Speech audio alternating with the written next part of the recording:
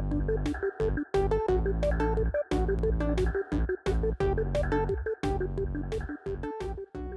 about some of the elements of a Chinese economy that potentially we should be open-minded about would be superior to the Western market-driven democracy, liberal democracy kind of controlled way of doing things. Well, I think the first thing that should be said is that even though China has been very successful and very dynamic, it is also fraught with substantial weaknesses. And so we don't want to get too carried away to think that they have all the answers. And I think the West, particularly Americans, can very easily get into a self-flagellating mood, although I think we deserve a certain flagellation at this point. But it isn't to say that suddenly they have everything right and we don't. We've been here before with the Japanese, and the Japanese turned out they didn't have it so right. So we have to have a perspective. But I think that there's so many things now that I think we want to kind of reappraise, and it requires a lot of new thinking. I'll give you an example.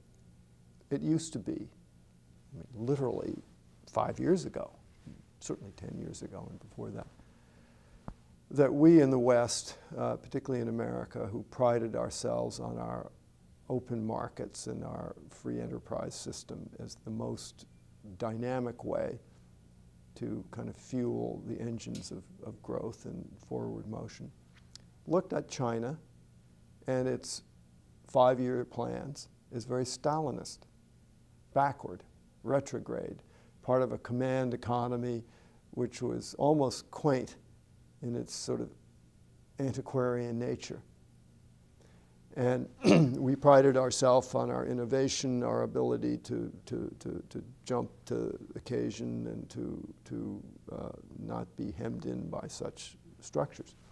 Well, now we come down to the new kind of global world where things like world trade, climate change, nuclear proliferation, all of these kind of very large problems which can only be solved in a more multilateral context. And particularly, I would say, the question of energy. And we suddenly, I think, can look at a 5-year plan as a godsend. Here's China. They're about to have another 5-year plan. They're setting direction, goals, targets.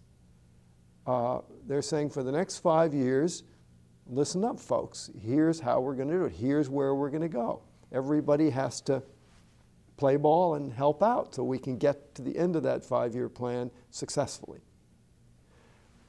We in the West at this point have not only no 5-year plan, we have no plan whatsoever. And every 4 years we throw the president out, and every 2 years, you know, all of the House and much of the Senate gets churned over. And we have no capacity, so it seems, to do any planning at all. And there's no conceivable way that we're going to solve the problem of energy and climate, just for an example, unless we can do some serious planning. You don't know how to, businesses don't know how to invest, they don't know how to plan, they don't know how to look ahead. And businesses now in America are begging the Congress, in effect, tell us what you're going to do. Whatever you're going to do, we may like it or not like it, but we'll adjust to it. We can do that. But if you don't tell us, you deny us, in a certain sense, of the competitive advantage of ourselves being able to plan in a rational and reasonable way. China is doing that. And so this is a tremendous competitive advantage for them. So we end up with a situation where the competition, I think, is very extreme. We didn't expect we would ever arrive at this point. We're ill-equipped to completely comprehend the way in which a system which we once disesteemed as backward and undynamic is very counterintuitively turned around and helped made China a competitor of really, unforeseen proportions.